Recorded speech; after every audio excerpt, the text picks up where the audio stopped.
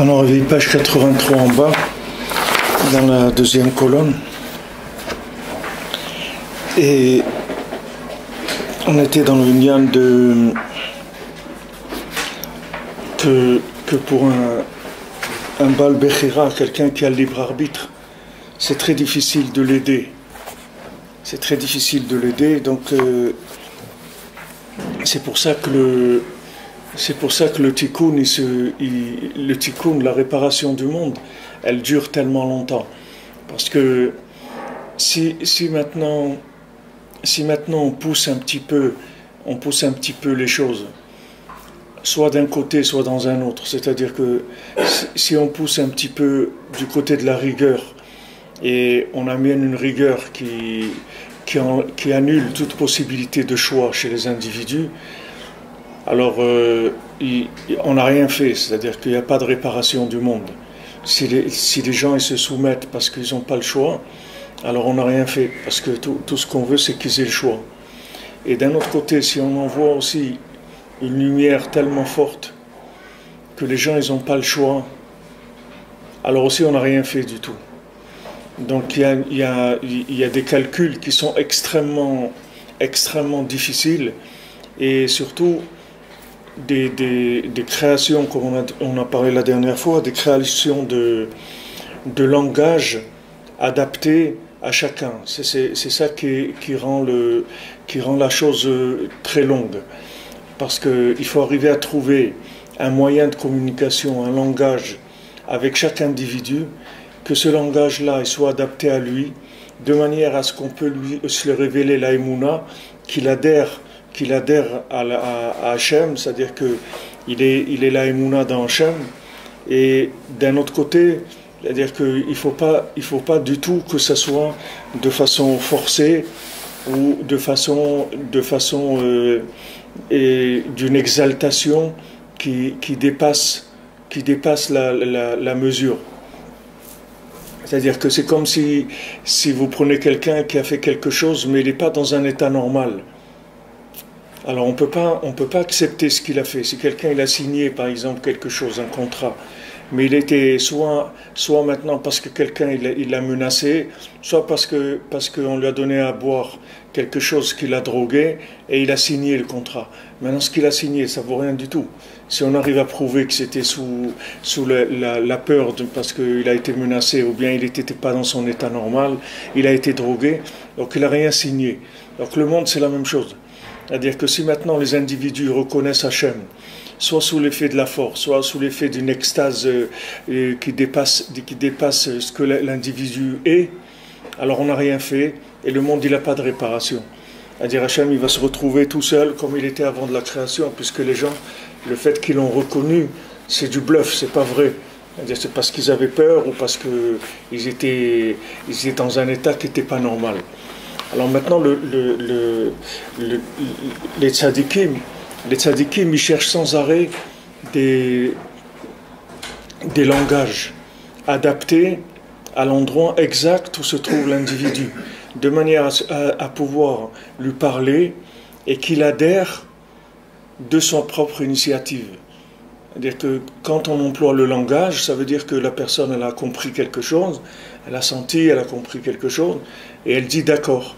Mais elle est dans son état normal, elle n'est pas dans un état de peur ou autre. Alors maintenant, des fois on utilise ces choses-là, c'est-à-dire que des fois on utilise la peur, ou des fois on utilise une révélation qui dépasse les limites quand il y a des moments dangereux. Quand la personne elle est en train de se perdre, alors on va utiliser ça.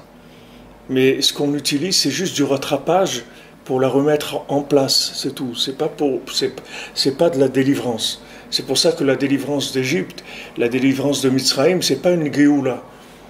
C'est pas une Géoula, parce que c'est une Géoula qui s'est faite sous l'effet de la pression, de la peur, et sous l'effet de miracles, de choses extraordinaires dans lesquelles les gens ils avaient plus de libre arbitre. C'est-à-dire qu'ils avaient plus il y avait une petite nekouda de libre arbitre, c'est qu'ils n'ont pas dit non, C'est-à-dire qu'ils ils sont pas endurcis comme Paro et dire non, malgré tout ça et tout, on va rester quand même en Égypte, puisqu'il y a 80% qui sont restés. Ça veut dire qu'il y a 80% quand même qui ont pas réagi positivement. Mais même les 20% qui ont réagi et qui sont sortis, ça s'appelle pas une Géoula Shlema. Parce que après il y a eu tous les problèmes qu'il y a eu et ils sont restés dans le désert, ils n'ont pas pu rentrer en Eretz Israël. Donc quand Hachem il utilise soit la rigueur, soit des moftim, des miracles, des choses extraordinaires, c'est juste un moment de sauvetage, c'est tout. Parce que si on attend, la personne elle va disparaître. Donc quand il a vu qu'en Égypte on était proche de la 50e porte de la Touma, donc Hachem il a dit bon, on va mettre comme on dit le paquet et ils vont réagir, ils vont en sortir. Donc effectivement il y en a 20% qui sont sortis. Mais on n'a rien fait pour l'instant.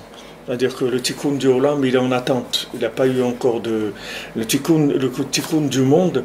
C'est uniquement au niveau du langage et de la communication, on pourra convaincre la personne, c'est-à-dire lui présenter les choses d'une telle manière qu'elle puisse dire qu'elle est d'accord et qu'elle le fasse de façon sincère, de tout cœur. À ce moment-là, ça rentre dans le système. C'est pour ça qu'il dit ici que le Baal Bechira, caché méod, c'est-à-dire quelqu'un qui a le libre arbitre, c'est très très difficile de l'aider. Parce que maintenant, on a besoin de son libre arbitre, parce qu'il n'y a pas son libre arbitre, il n'y a rien. Et d'un autre côté, le fait qu'il a le libre arbitre, il est maître de la situation. On ne peut pas lui faire n'importe quoi, parce qu'il a le libre arbitre. Maintenant, si vous l'embrouillez trop, alors il n'a pas utilisé son libre arbitre. Si vous lui faites peur, il n'a pas utilisé son libre arbitre. Donc il faut arriver à communiquer avec lui de manière à ce qu'il soit au moment où il fait le choix, il soit conscient. Il n'y a personne qui l'a forcé. Maintenant, des fois, Hachem, il utilise pour notre tchouva, quand on a fait tchouva, des fois, Hachem, il a utilisé ce principe-là. C'est-à-dire que, des fois, Hachem, il nous a présenté une lumière qui est très forte, et on n'a pas eu le choix, on a fait tchouva. Ou des fois, il y a des choses aussi très, très graves à Hachem Ishmor qui se passent. Il y a des gens, ils ont un accident, ou ils perdent quelqu'un dans la famille, de proche, ou quelque chose comme ça. Et ça fait que la personne, elle fait tchouva. Mais ça, c'est pas quelque chose qui va lui être compté comme une tchouva. C'est pas de la tchouva. La tchouva, c'est quand la personne, elle est elle-même. C'est pour ça que maintenant, que dans le monde, il y a une révélation de la Torah de Rabbi Nachman, que c'est la Torah d'Atika Stima, c'est-à-dire c'est une Torah qui est extrêmement élevée, extrêmement puissante. Il ne faut pas se tromper et il ne faut pas se laisser emporter par cette lumière au-delà de ce qu'on est. Il faut rester ce qu'on est. C'est-à-dire que cette lumière, elle est là pour nous tirer, mais à aucun moment il faut oublier qui on est. Parce que si on oublie qui on est, on va faire une confusion entre la lumière qui nous a été envoyée pour nous sauver et ce qu'on est réellement. Et si on n'agit pas avec ce qu'on est réellement, on n'a rien fait. On n'a rien fait. Mais comme Mina Shamayim, on n'a pas le choix, puisque maintenant, si déjà en Égypte, Hachem il a envoyé une lumière extraordinaire avec des miracles, etc., pour nous sortir d'Égypte, qu'on était à 49e porte de la Touma, maintenant qu'on est rentré dans la 50e porte de la Touma depuis très longtemps, qu'est-ce qu'Hachem il va envoyer? Hachem il a envoyé la Torah la plus élevée qu'il ait jamais eue. La Torah, la racine de toute la Torah. C'est-à-dire que le Likutei Moharan, le Sipurei Maasiot, c'est la racine de toute la Torah. C'est la Torah de Mashiach. Rabbi nous l'a dit, que Mashiach, il ne fera qu'enseigner le Likutei Moharan et le Sipurei Maasiot, c'est tout. Il n'y aura pas de différence avec maintenant. Donc maintenant, on est traité avec une lumière très très forte. Donc à nous d'être intelligents et de savoir que cette lumière-là ne nous appartient pas, sûrement pas. Sûrement pas qu'on est méritant de cette lumière-là, sûrement pas, puisqu'on est bien pire que les gens qui sont sortis d'Égypte. Ceux qui sont sortis d'Égypte, il n'y a jamais eu d'adultère, ils n'ont jamais changé leur langage, ils n'ont jamais changé leurs vêtements. Ils étaient à un niveau beaucoup plus élevé que ce qu'on est aujourd'hui. Donc maintenant, on est à un niveau beaucoup plus bas qu'eux. Donc il faut se douter qu'on va utiliser des moyens qui sont beaucoup plus puissants que ce que Hachem il a utilisé à la sortie d'Égypte. Alors maintenant, notre seul nisayon, c'est de sortir comme on dit, de nos pompes. C'est-à-dire que le Ben Adam, il sort de son contexte. C'est-à-dire il commence à flyer, il commence à planer, il se prend pour un tzaddik, il se prend pour un homme messianique qui sent qu'il a un message pour l'humanité. Il faut rester tranquille. Il faut retourner dans tes pompes, tu retournes dans ton travail, tu remets ta salopette et tes espadrilles, tu vas travailler, mon ami. Et c'est tout. Cette lumière-là, elle est là pour te faire sortir, c'est tout. Elle n'est pas là pour te rendre un bonhomme qui est dans le fantasme total. Puisque maintenant, Rabbeinu, il est venu pour la réparation de la 50e porte, c'est-à-dire de la Touma. Puisque Rabbeinu, comme on l'a dit plusieurs fois, qui rapporte Rav Nachman, Rabbeinu, le nom Nachman, c'est Moachnoun, c'est le cerveau de la 50e porte. Rabbeinu, c'est la Torah de la 50e porte. Donc c'est quelque chose d'extrêmement élevé, extrêmement élevé. Donc tu ne peux pas t'amuser comme ils disent à Marseille, ils disaient, il se la joue, il se la chante. C'est-à-dire que le bonhomme, tu comprends, il se la joue, il se la chante. Hein? Il se prend pour un autre. Voilà, il se prend pour un autre. C'est-à-dire que le bonhomme, on est en train d'utiliser maintenant des trucs, et lui, maintenant, il croit qu'il s'est installé. Comme quelqu'un, que Chas Shalom, il est à l'hôpital, maintenant, tout le monde est là pour le servir, on lui amène, vous voulez manger, vous avez besoin de quelque chose, comment ça va, et trucs et tout. Après, on le traite tellement bien qu'il croit que l'hôpital est à lui. Il croit que c'est sa maison, puisqu'il voit qu'il est traité mieux qu'à la maison. Il dit, alors c'est sûr que c'est ma maison ici, ça m'appartient, cet endroit-là. C'est la même chose. Le bonhomme, on utilise des lumières qui est extrêmement puissante pour le sortir de là où il est. Sinon, il va jamais sortir de là où il est. Alors maintenant, lui doit être intelligent. C'est-à-dire, la moindre des choses, c'est de savoir que cette lumière-là, elle ne m'appartient pas. C'est une lumière juste pour me traiter, c'est tout.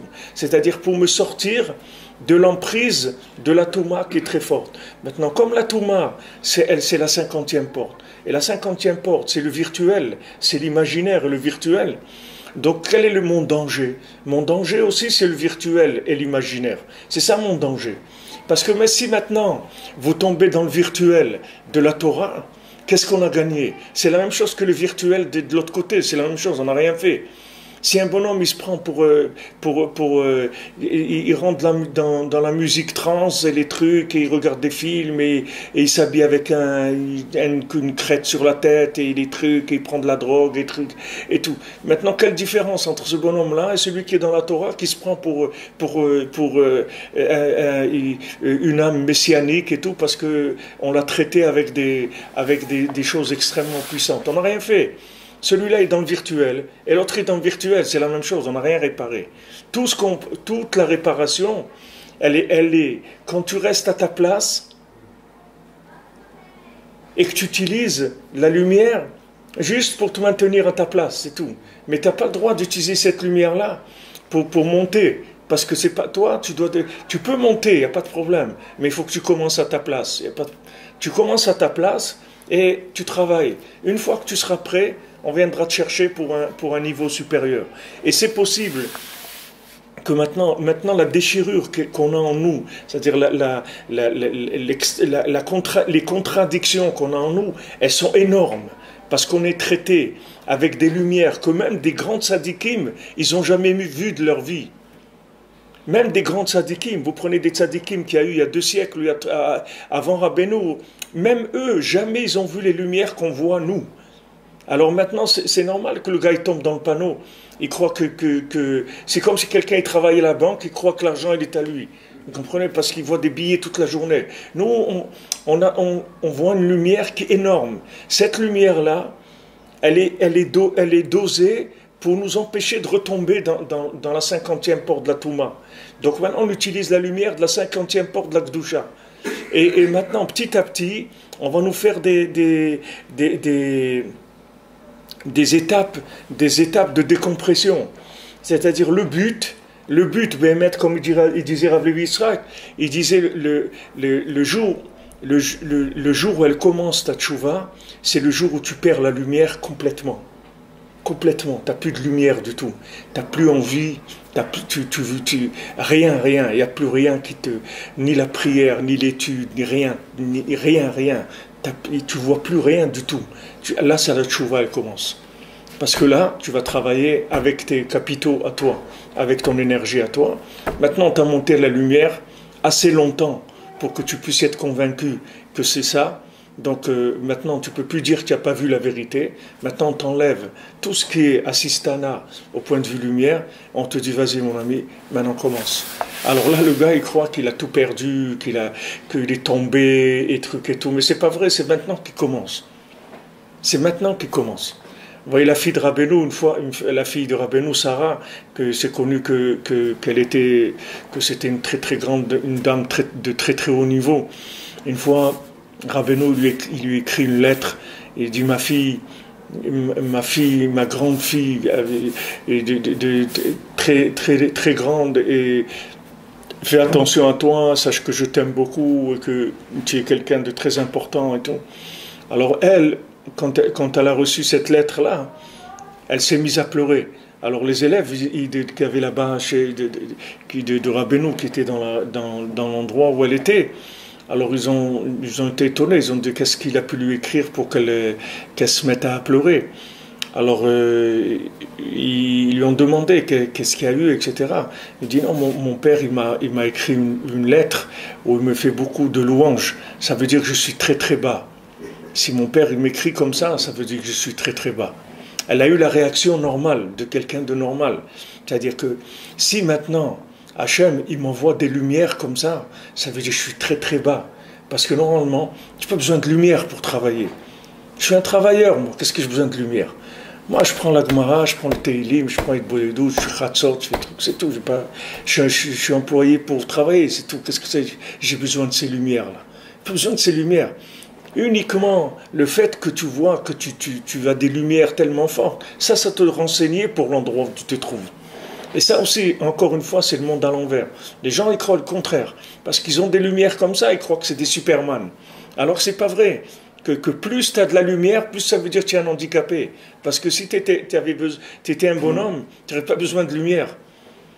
Le Gaon de Vilna, quand il y a un malach qui est venu pour étudier avec lui, il a dit, je n'ai pas besoin de toi. Je ne veux pas un malach. Moi, j'étudie, c'est tout, je n'ai pas besoin de toi. Et retourne, je ne veux pas d'ange qui vienne étudier avec moi. Moi, j'étudie la Torah, c'est tout, je fais mon travail, je n'ai pas besoin de toi. Que tu viennes me faire du boostage. Je n'ai pas besoin. Pas besoin que tu viennes de faire du doping. Je ne veux pas de doping. Le doping, ça ne compte pas dans les jeux. Si quelqu'un il est dopé, ça ne compte pas. On peut pas. Mais Dieu, qu'est-ce qu'il a fait? Il a réussi et tout, mais il est dopé. C'est pas juste. Il est en train de courir avec un vélo ou un truc, mais il est dopé, le bonhomme. C'est pas juste. Maintenant, nous, c'est la même chose. C'est pour ça qu'il dit que c'est caché, méod, d'aider un Baal Bechira. Parce que si maintenant tu lui donnes ce qu'il faut pour sortir, il va se prendre pour Napoléon, le bonhomme. Il va commencer à croire qu'il est un tzaddik et truc et tout. Si tu lui donnes pas une dose très forte, il va rester là-bas, il ne sort pas. Parce que là-bas, il te dit, moi je kiffe ici. Qu'est-ce que tu veux de moi? Moi je suis en train de kiffer. Il y a la musique, les boîtes de nuit, les sorties, l'argent, les trucs, tout. Qu'est-ce que tu veux de moi? Moi, je reste là-bas. Pourquoi tu veux que je sorte? Tu as quelque chose comme ça à me proposer? Elle dit non, je vais te proposer plus que ça. Ah, ça m'intéresse. Alors fais voir. Il dit voilà, viens. Waouh, elle dit t'as raison. Ça, je suis d'accord avec toi. Allez, je sors. Une fois qu'il commence à être dedans, tu lui dis mais attends, maintenant on va te l'enlever ça. Il dit quoi? C'est une arnaque, ça veut dire ce truc-là. Qu'est-ce que tu veux? Pourquoi tu vas me l'enlever maintenant? Il dit on te l'enlever parce que le but c'est que tu travailles. C'est pas que tu vives avec cette lumière-là. Et alors là, le bonhomme, il est très énervé à ce moment-là. Il commence à s'énerver, il tombe dans les youches, il se désespère, etc. Parce qu'il dit quoi? C'est pour ça. Moi, je croyais que quand je suis sorti, je croyais que c'était ça, la Torah, que tout le monde t'aime et que c'est super, on est tous dans Mashiach, etc., qu'il y a de l'Ardout dans l'âme Israël, et après il voit que c'est pas ça, que la réalité elle est loin du film qu'il avait dans la tête quand il est sorti, mais c'est là où ça commence. C'est-à-dire la avoda elle commence à ce moment-là. Alors le dosage que le tzaddik il doit utiliser pour traiter l'individu, il est extrêmement compliqué. Extrêmement compliqué. C'est très très difficile à faire cette dose-là.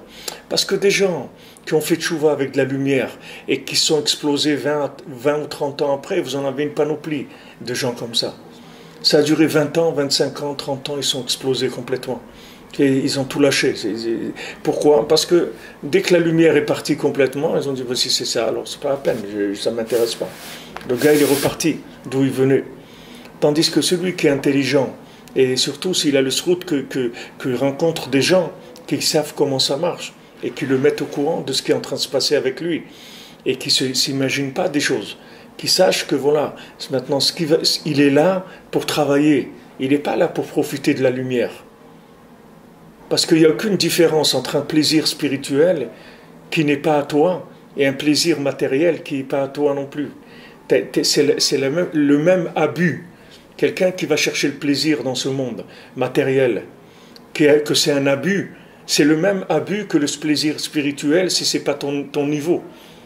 Si tu as un niveau où tu dois apprendre à lire, et tu dois apprendre le Chumash, et tu dois apprendre le Nach, et tu dois apprendre la Mishnah, et maintenant tu rentres dans un Kabbalah Center ou un truc comme ça, et que là-bas tu commences à planer, alors tu as un problème, c'est-à-dire que tu n'es pas à ta place, c'est tout. Donc ce que tu fais, ça ne va pas te construire, c'est pas ça qu'on attend de toi.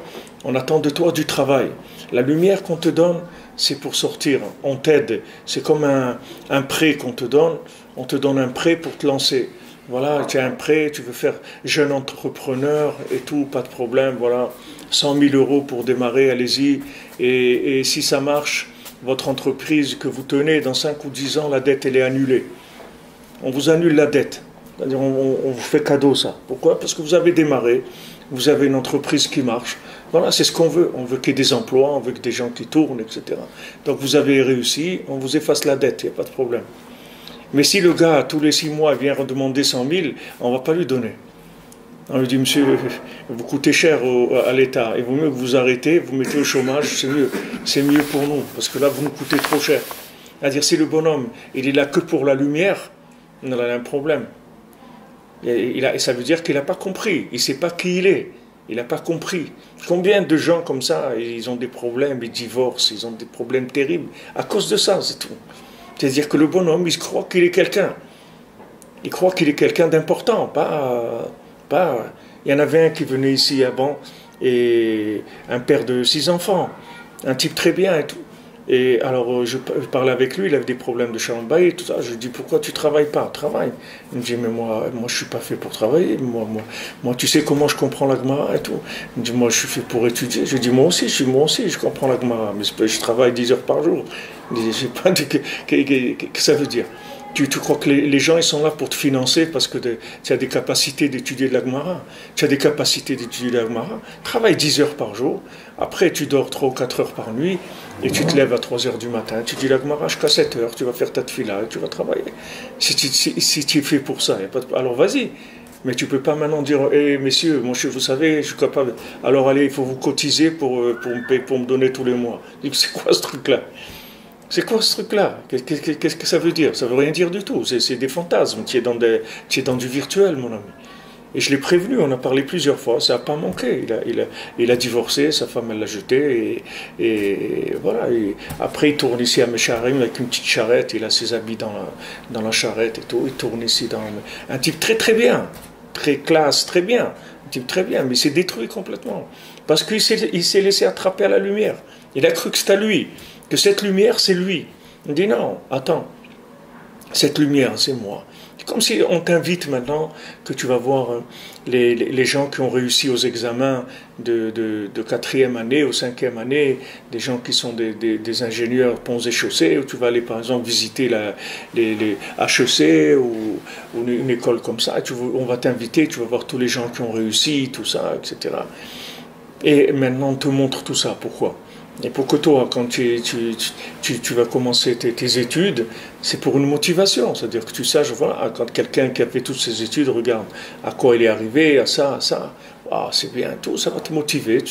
Mais que de là, tu vas commencer à croire que tu es avec eux, et tu vas aller avec eux là où ils sont, etc. Ça veut dire que tu as un problème dans la tête. C'est-à-dire que tu n'as pas compris du tout les règles du jeu. Il y a des règles du jeu. Ce qu'on te donne comme lumière, c'est que pour te faire sortir, c'est tout. Elle n'est pas à toi, la lumière. Vous savez combien de Rav Levi Yitzhak qui répétait ça? Nicht man, aber nicht mein, nicht mein. Elle n'est pas à moi, la lumière. Elle n'est pas à moi. Tu vois le massé de Hanouka, que tout le nian de Hanouka, c'est une lumière justement d'assistana, puisque maintenant on est dans l'obscurité. Le premier Ahara qu'il y a de l'année, c'est la première bougie de Hanouka. C'est la première lumière de l'année. C'est-à-dire depuis qu'on a fini l'année dernière, c'est-à-dire avec Hoshana Rabbah, on est dans l'obscurité jusqu'à Hanouka. Mach Eshvan, c'est amer et tout. Pourquoi? Parce qu'il n'y a pas de rag, il n'y a pas de lumière. Bien qu'il se lève, Hachem nous envoie la lumière, première bougie de Hanouka. La lumière d'en haut qui descend en dessous de 3 tfachim, là où la shrina elle descend jamais, elle descend t'assister, t'amener la première lumière et tout, mais asur lishtamesh bahem, c'est une lumière raklir otam bilvad, tu n'as pas le droit d'utiliser la lumière de Hanouka, c'est interdit, tu fais rien que tu dois la regarder, c'est tout.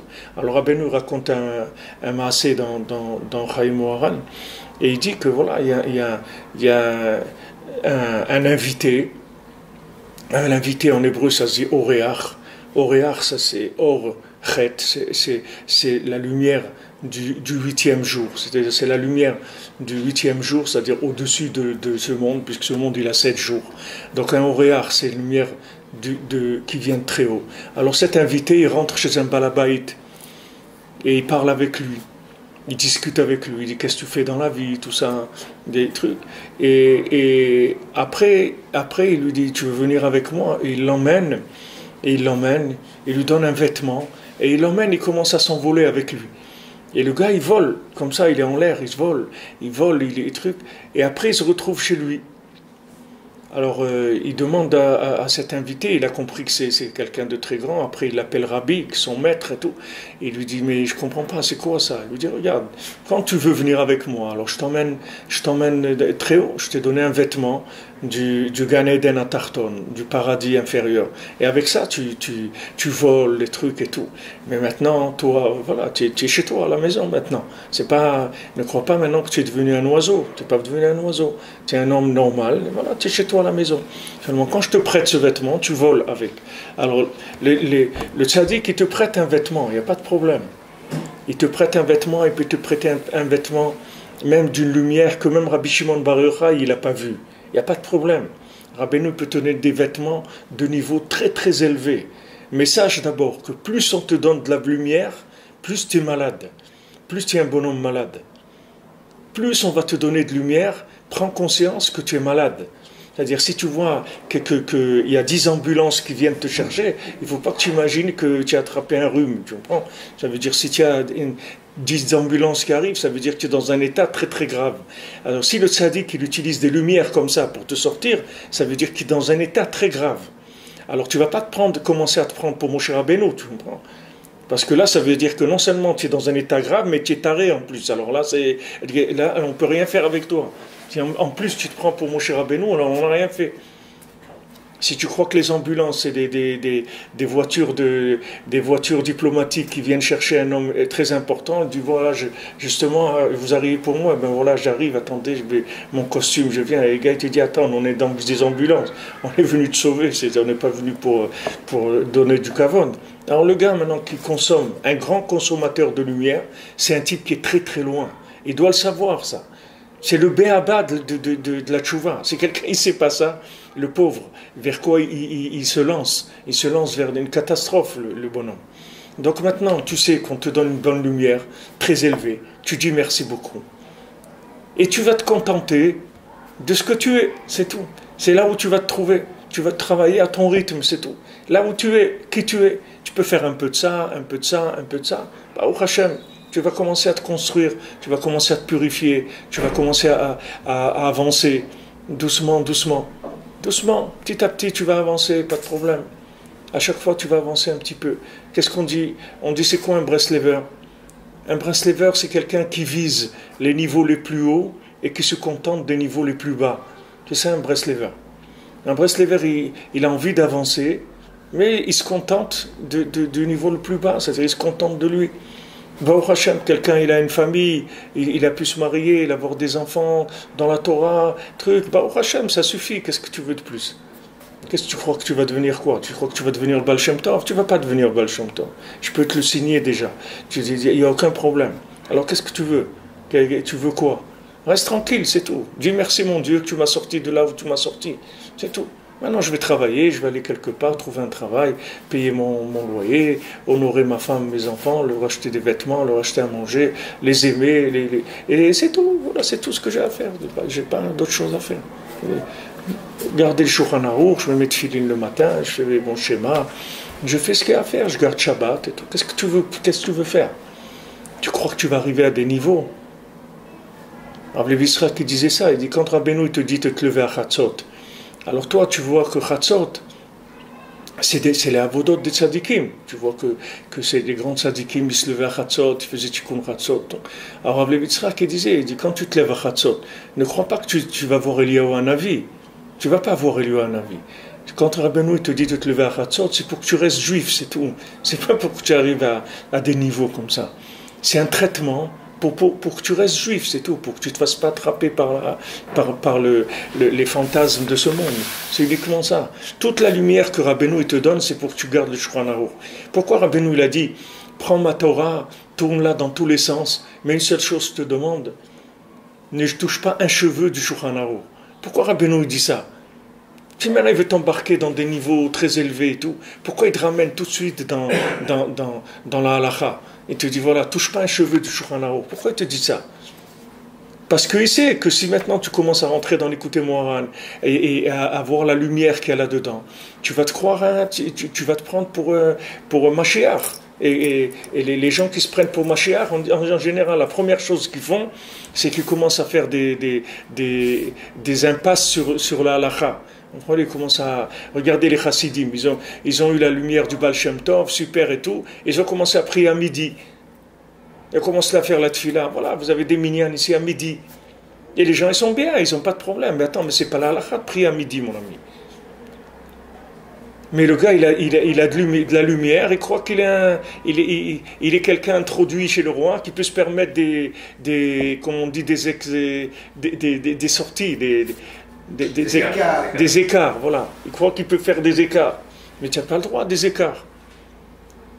Qu'est-ce qu'il y a? Tu vois beaucoup de lumière. Et justement, si tu vois beaucoup de lumière, alors, fais la halakha. La halakha, et je demande Kriyat Shema, il ne faut pas le dépasser. Tu es fatigué, tu te lèves à 8h moins le quart, tu fais Shema Israël, et tu retournes dormir.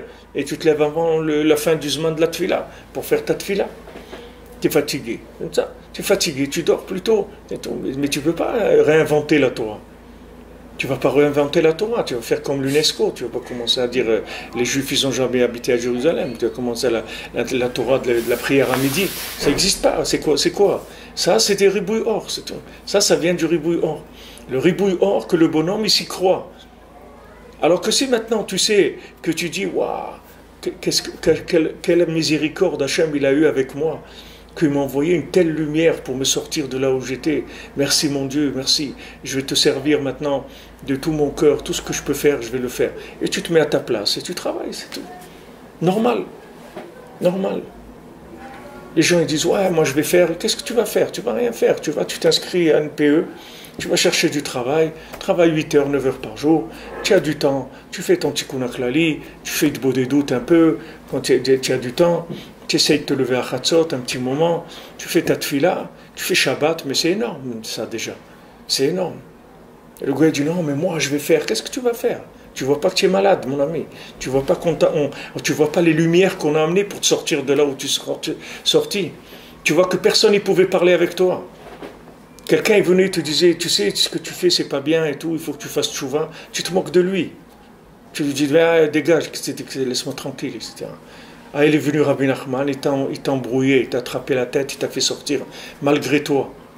Mais maintenant, sache qui tu es, ne commence pas à te prendre pour ce que tu es pas. Quelqu'un il fait tchouva, un truc et tout, il veut étudier toute la journée. Mais tu ne peux pas étudier toute la journée. Tu n'as pas le droit d'étudier toute la journée. Tu n'as pas le droit, c'est pas ta place. Ça va te détruire complètement. Tu crois que tu vas te construire, tu vas te détruire. Tu ne vas pas te construire. Quand on commence, tu commences par le commencement. Va à travail 8 heures par jour. Il te reste encore 16 heures dans la journée. Ces heures-là, arrange-toi avec, c'est tout.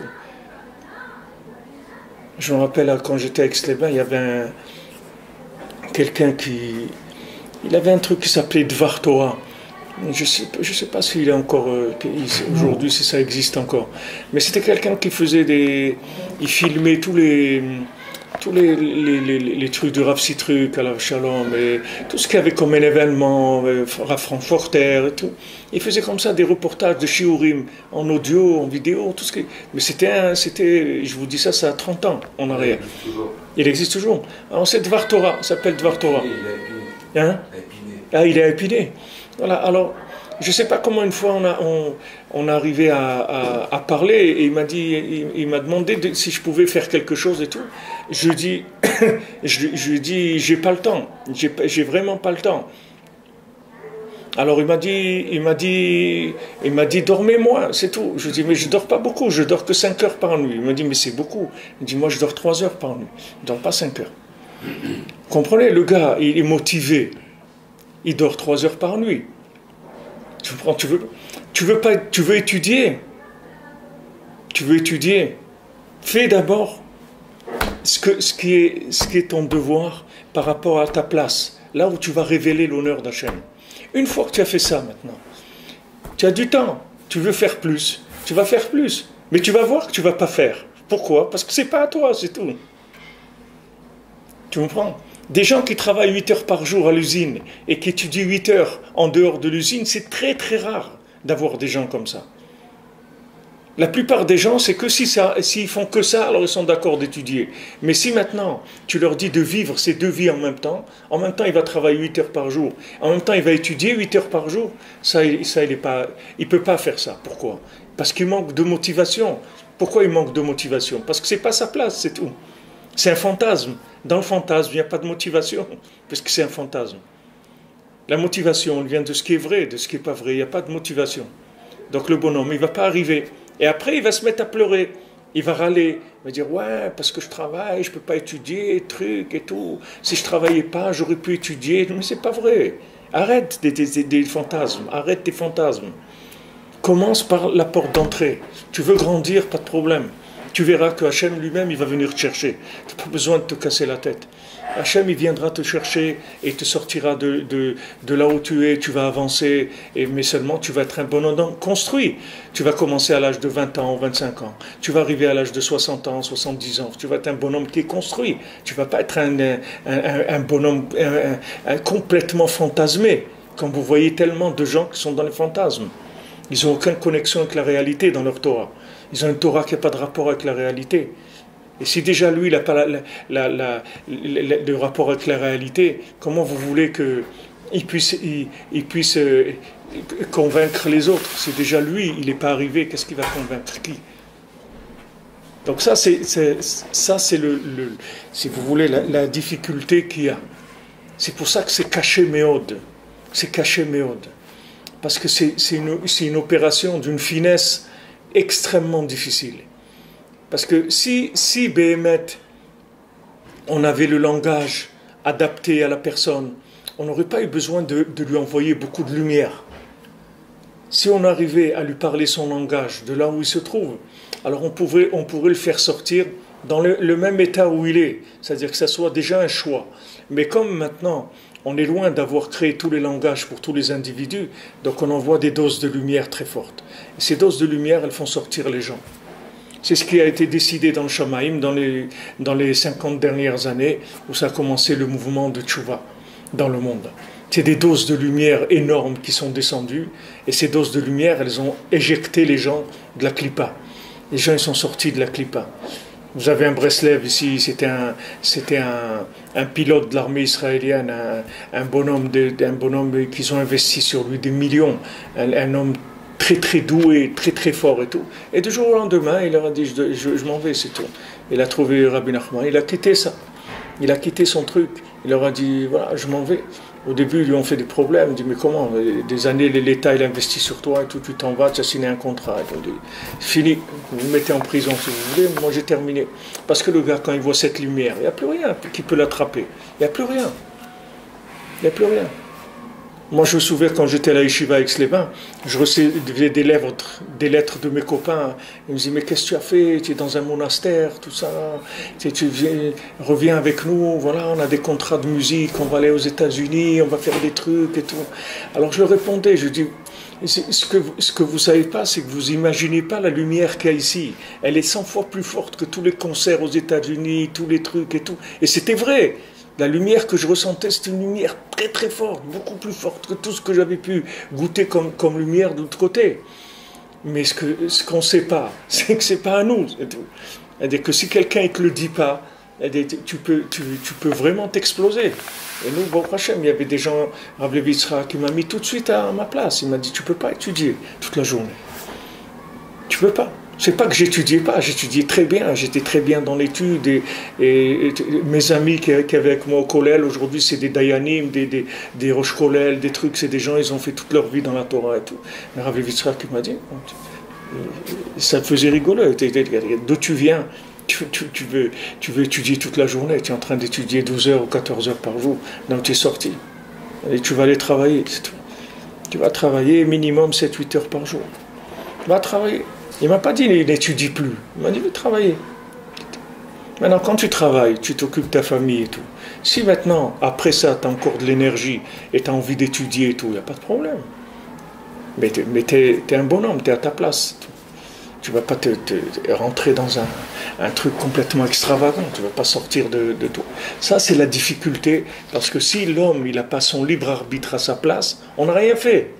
On n'a rien fait. Si Hachem maintenant il envoie un truc dans le monde qui fait peur à tout le monde et tout, et que tous les gens ils font tchouva, ils disent ouais c'est Hachem le plus grand et tout, on n'a rien fait.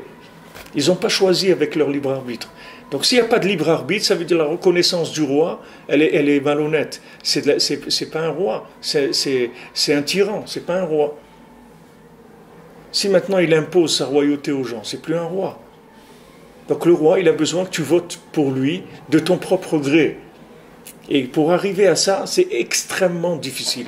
Extrêmement difficile. Surtout des gens éloignés comme nous aujourd'hui, c'est extrêmement difficile. Parce que comme on est dans le virtuel, c'est très facile de se tromper entre l'imaginaire et la réalité. Parce que c'est la même chose. Ça se ressemble pareil. Ça se ressemble. Vous voyez, on a que des trucs, on n'utilise que des trucs qui sont des assiettes en plastique et des fourchettes en plastique et des jetables. Le jetable. Tout ce qui est jetable. Ma belle-mère, elle lave les verres en plastique, elle lave les assiettes, parce que ça ne lui rentre pas dans la tête que ça a été créé pour être jeté. Pour elle, une assiette, ça se lave, c'est tout, comme toutes les assiettes qu'elle a vues dans sa vie, c'est tout. Qu'est-ce qu'elle a, l'assiette? Pourquoi tu veux la jeter? Mais parce que ça y est, c'est jetable, mais c'est pas pourquoi. Elle est bien, je la lave, tu vas voir, tu peux l'utiliser 10 fois encore. Non, mais c'est pas comme ça. Qu'est-ce que ça veut dire, c'est pas comme ça? Qu'est-ce qu'elle a, cette assiette? Non, parce que c'est du jetable, c'est tout. C'est une assiette imaginaire, c'est pas une vraie assiette. Donc, tu finis de manger, tu la jettes, c'est tout. Alors nous, on vit là-dedans. On vit dans des systèmes comme ça. C'est extrêmement difficile. On est dans des générations où c'est très, très, très difficile d'être amiti, d'être vrai. Des gens, des fantasmés, il y en a plein. Il y en a plein, ça court les rues. Des gens qui ont le drôme, comment on dit, pas le drôme, le syndrome de Jérusalem. Il y en a plein. Le syndrome de la tchouva, le syndrome que c'est un rabbi, que c'est un type illuminé et tout. Mais plus tu es illuminé, plus ça veut dire que tu es taré, mon ami. Tu sais pas. Plus tu es illuminé, plus ça veut dire que la touma que tu as en toi, elle est énorme. Et toi, tu te prends pour un... Il y en a, ils deviennent des rabbinim, des trucs. Et ils commencent à voir des trucs, ils disent aux gens, voilà, toi, ça, et ça marche. Parce que le gars, il est vraiment illuminé. Mais illuminé pourquoi? Parce que le gars, il est tamé complètement. C'est pour ça qu'on lui envoie cette lumière-là. Et le gars, il ne comprend pas que toute cette lumière, on lui a envoyé pour qu'il reste tranquille, c'est tout. C'est pas pour qu'il fasse Il reste tranquille, c'est tout. Mais toi, travaille, mais rentre au travail. Et tu verras que le jour où ça sera fini, Hachem, il va t'enlever, il va te sortir du monde du travail. Le jour où tu seras prêt, tu ne travailleras plus. Ne te fais pas de soucis. Tu ne travailleras plus, tu pourras étudier, prier toute la journée, même si tu veux. Tu pourras faire ce que tu as à faire spirituellement. Mais tu dois passer par ça, pour que ça soit ton choix. Pour que tu dises, voilà, moi j'ai choisi. Voilà, j'ai payé ma place. J'ai signé, c'est moi qui ai signé. C'est pas quelqu'un d'autre. C'est pas un bonhomme, c'est pas un bonhomme, un artiste de cinéma qui a signé. C'est moi qui signe. Moi comme je suis. C'est moi qui veux faire tchouva. C'est moi qui reconnais la grandeur d'Hachem. Sinon, la personne, elle est à côté complètement. Alors, ce qu'il dit ici,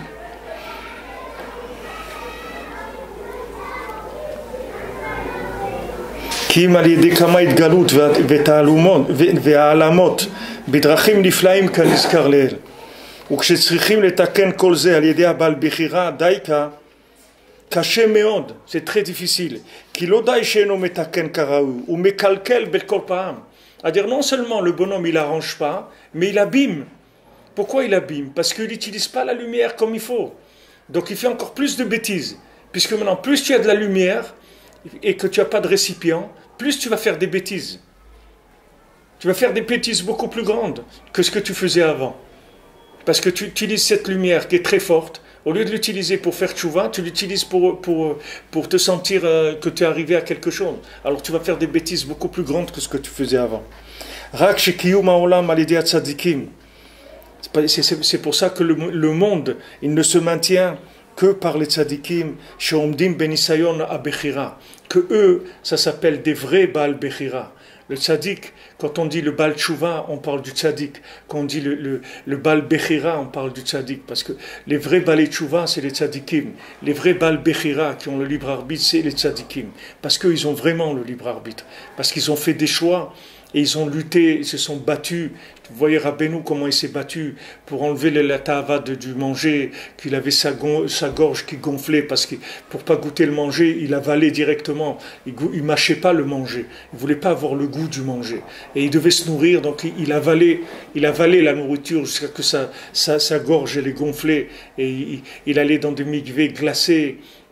Là-bas en Ukraine, en hiver, le mikvé glacé, qu'un Ben Adam normal, il ne peut pas rester une minute là-dedans. Et lui, Rabbeinu, restait des heures dans le mikvé, glacé. Des heures, il restait là-bas dans l'eau glacée. Il travaillait, parce qu'il voulait arriver. C'est pas maintenant quelqu'un lui a envoyé un truc, un météorite et il s'est accroché dessus. Il a travaillé. Et chaque fois qu'on lui disait, ouais, vous êtes le descendant du Baal Shem Tov et tout, Rabbeinu, il les jetait les gens. Il n'y a personne qui m'a rien donné, ni le Baal Shem Tov, ni mon grand-père, Rav Nachman Orodinka, ni rien. Tout ce que j'ai, je l'ai payé avec mon énergie à moi. Il n'y a personne qui m'a rien donné. Ce que j'ai, c'est à moi. Il n'y a personne. Ça ne vient pas ni parce que je descends du Baal Shem Tov, ni de rien du tout. Ça vient de moi. Rabbi Nachman Breslev, zéro. Il y a pas de. J'ai tout construit à zéro. J'ai démarré à zéro et j'ai tout construit tout seul. Avec mon travail, c'est tout. Alors eux, c'est des vrais Balei Bechira. Eux, c'est vraiment des gens qui ont fait le choix entre le bien et le mal, chaque instant de leur vie, jusqu'à qu'ils soient arrivés là où ils sont arrivés. אבל העושק יחולל חכם, שגם הם שוגים על ידי זה שגיאה דקה, כמו ששגה משה בהכת הצור. Alors c'est pour ça que maintenant la personne, même s'il est chacham, il va fauter, il va faire une erreur. Comme il a fait Moshe Rabbeinu quand il a frappé le rocher. Et vous verrez que même l'erreur des tzadikim, de la plupart des tzadikim, c'est uniquement un lien de précipitation de la Géoula. Même les tzadikim, ils reçoivent ce problème-là qu'on a nous. Eux aussi, ils reçoivent ce problème-là, il vient chez eux, qu'eux aussi, ils en ont marre de ce qui se passe et ils veulent amener la Géoula. Donc Hachem, il dit, tu parles avec le rocher, lui, il frappe le rocher, parce qu'il veut que ça aille plus vite. Il veut que la machine, elle tourne plus vite, que maintenant il y ait la Géoula et tout, parce qu'ils aiment l'homme Israël, ils veulent que ça marche et tout, et ils veulent tout de suite. Les gens, ils veulent le Mashiach tout de suite. Le seul qui a empêché Mashiach de venir, c'est Rabbeinu. Rabbeinu, c'est le seul Rav dans le monde, le seul tzaddik qui dit aux gens, oh, doucement, pas de Mashiach maintenant. Il y en a qui disent, on veut le Mashiach tout de suite. Rabbeinu dit, non, pas de Mashiach tout de suite, les amis, il faut bosser, il n'y a pas de Mashiach. Vous restez tranquille, vous mettez à vos postes, vous mettez la blouse de travail, vous bossez, il n'y a pas de Mashiach. Quand on vous amène Mashiach, ça va commencer la fête. C'est-à-dire, si on vous amène Mashiach, vous allez vous trouver dehors. On ne va pas vous faire, où est votre Bechira? Vous n'avez rien fait avec votre Bechira. Donc vous voulez le Mashiach, restez tranquille, mettez-vous au boulot et il viendra le Mashiach quand ce sera le moment. Mais il n'y a pas de Mashiach comme ça. Les gens ils croient Mashiach, Mashiach. Et alors s'il vient Mashiach là, avec la tête que tu as, tu vas t'enterrer 200 mètres sous terre. Qu'est-ce que tu attends du Mashiach, Mashiach? Tu crois que Mashiach c'est un copain, il va venir rigoler avec toi. Mashiach il va te montrer qui tu es, il va te scanner, tu sauras plus où te cacher sur la terre. Alors reste tranquille, mets-toi au travail, c'est tout. Quand Mashiach il viendra, c'est tout. Usviva v'nis'ara meod. Autour, autour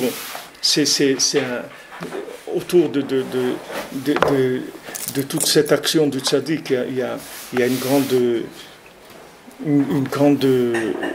un grand tumulte, quelque chose de très fort.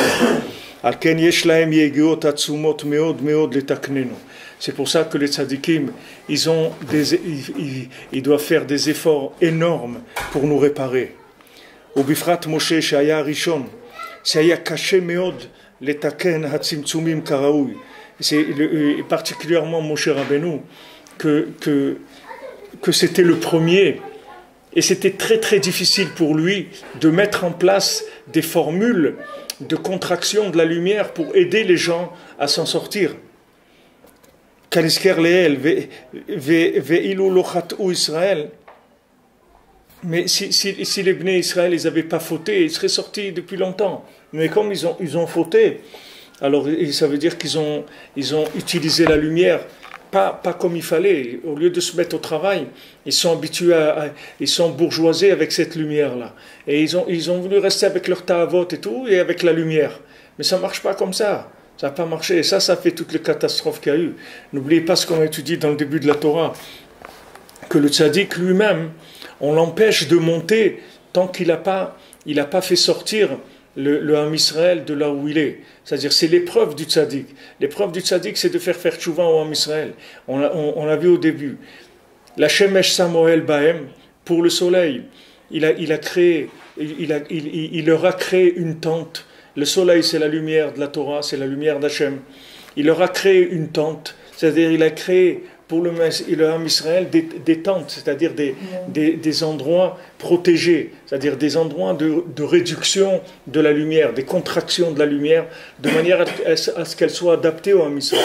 Alors maintenant, quand il fait ça, quand le tzaddik il fait la Shemesh Sam Ohel Bahem, quand il crée des méthodes contractées de la lumière pour le Ham Israël, à ce moment-là, le tzaddik, il est comme un khatan qui sort de chachoupa. La choupa, c'est la chambre, on a vu chofé, c'est-à-dire qu'il sort de sa cachette, de ce qui le cachait. C'est-à-dire le tzaddik lui-même, Hachem, il l'empêche de sortir de là où il est, de progresser, tant qu'il n'a pas créé des contractions de lumière pour le Ham Israël. Alors quand le tzaddik lui-même, au lieu de créer des contractions, il crée une accélération, c'est-à-dire il tape sur le rocher au lieu de parler, Hachem, il lui dit, tu rentres pas en Eretz Israël, ça y est, t'as perdu. Pourquoi? Parce que moi, ce que je voulais, c'est que tu parles au rocher. Et je voulais que ces gens-là, ils rentrent en Eretz Israël de par leur plein gré. C'est-à-dire que je leur ai dit, Eretz Israël, c'est bien. C'est une terre où il coule le lait et le miel. C'est extraordinaire et tout. Et ils auraient dit, merci mon Dieu que tu nous as donné la terre d'Israël. On y va, Bessimra, en chantant et tout. Eux, qu'est-ce qu'ils ont fait? Ils sont laissés avoir par les Meraglim. Mais c'est toujours pareil, les Meraglim, qu'est-ce qu'ils ont fait? Ils ont exploité dans le peuple les nerfs qu'ils avaient à l'intérieur, les gens. Les gens, ils étaient révoltés, ils étaient contre Moshe Rabbeinu, contre la Torah, contre tout, parce qu'ils n'avaient pas envie de lâcher leur ta'avot. Ils avaient resté avec leur ta'avot. Donc maintenant, Moshe Rabbeinu n'est pas arrivé à le faire apprécier la lumière de la Torah de manière à ce qu'ils y adhèrent de plein cœur et pas de manière forcée, qu'on ne leur force pas la main, qu'ils soient d'accord et que ça leur plaise et qu'ils mettent leur cœur dans la Torah. Il n'est pas arrivé à ça. Maintenant, qu'est-ce qu'il a voulu? Il a voulu taper le rocher pour que ça aille plus vite. Alors Hachem, il lui a dit, ça y est, t'as fini, tu ne rentres pas en Eretz Israël. Tu ne seras pas le Mashiach et tu ne rentreras pas en Eretz Israël. Ça y est, t'as terminé. Pourquoi? Parce que au lieu de s'occuper de leur donner envie d'aller en Eretz Israël par le fait qu'il parle au rocher, il a tapé le rocher pour accélérer les choses. Donc, c'est-à-dire qu'il a utilisé de la rigueur pour faire avancer les choses. Hachem il a dit, si tu utilises la rigueur, ça veut dire qu'on n'a rien fait. Donc si on n'a rien fait, ça veut dire que ce n'est pas le moment. C'est pas le moment, c'est tout. c'est pas le moment. Il lui a dit tu rentres pas en Eretz Israël, ça veut dire on n'est pas prêt. Il faudra attendre que les choses elles se fassent de façon beaucoup plus équilibrée. Pour l'instant, c'est pas le moment. Alors c'est pour ça que le tzaddik lui-même, le tzaddik lui-même, il reçoit des blocages. Hachem, il le bloque, il l'empêche d'avancer. Parce que le tzaddik, Hachem, il supporte pas que le tzaddik, il avance tant que ce qu'il a, il n'a pas utilisé pour faire avancer le Ham Israël. Hachem lui dit, ce que je t'ai donné, Klum natati lecha gdula ela bishvil Israël. Toute la grandeur que je t'ai donnée, c'est rien que pour le Ham Israël, c'est pas pour toi. J'ai investi en toi parce que tu es quelqu'un de sérieux, de bien et tout. J'ai investi en toi, je t'ai donné une grandeur. Mais cette grandeur, c'est pour que tu t'occupes du peuple. C'est pas pour toi. Donc maintenant, toi, tu as voulu accélérer les choses. Ça veut dire que tu n'étais pas encore arrivé au niveau de les faire avancer. Tu n'as pas passé assez de temps, tu n'as pas investi assez pour leur parler, pour qu'ils comprennent la grandeur que c'est Eretz Israël, que ça leur rentre dans leur cœur, et qu'ils aient envie de leur propre gré de monter en Eretz Israël. Tu as voulu forcer les choses. Tu as forcé les choses, on arrête là. On a terminé. Tu ne rentreras pas en Eretz Israël. Tu peux pas. Tu peux pas, parce que tu vas rentrer quoi? Tu vas rentrer en Eretz Israël avec des tocards, avec des bonhommes qui sont révoltés. Et qu'est-ce qu'ils vont te faire là-bas? Ils vont te faire une catastrophe. Si maintenant, déjà, comme ils n'ont pas envie de rentrer, tu veux quoi? Qu'on va les forcer à rentrer? Quand on va les forcer à rentrer, qu'est-ce qu'ils vont nous faire là-bas? Ils vont nous faire des choses terribles. Et même comme ça, regardez tout ce qu'il y a eu en Eretz Israël, et toutes les guerres entre les Shvatim, et toutes les histoires qu'il y a eu. Tout ça, ça vient d'un manque de préparation, c'est tout. C'est pas tous les problèmes qu'il y a, c'est juste des problèmes d'adaptation de la lumière avec les récipients. Vous voyez que même quand on est rentré, il y a eu tous les problèmes qu'il y a eu. Donc c'est sûr que si Moshe Rabbeinu nous avait fait rentrer, il était rentré avec nous, ça aurait été un fiasco total. Toute l'histoire, elle aurait été un fiasco. Donc du moment où lui, il n'a pas fabriqué une tente pour nous, c'est-à-dire qu'il n'est pas arrivé à contracter la lumière de façon adaptée à nous, pour nous donner envie de nous engager avec notre libre arbitre à nous, et il a tapé le rocher, c'est-à-dire qu'il a utilisé la rigueur pour nous faire passer la chose. Hachem lui a dit, voilà, on s'arrête là, c'est tout, tu pourras pas continuer. Parce que c'est pas comme ça que je veux que ça marche. Moi, je veux que ça marche avec la volonté de chacun. Et Rabbi Nathan, il dit ça, il y a un écouté à la chôte où Rabbi Nathan, il explique ça. Il dit que le tzaddik, il va jusqu'à la limite de ton libre arbitre.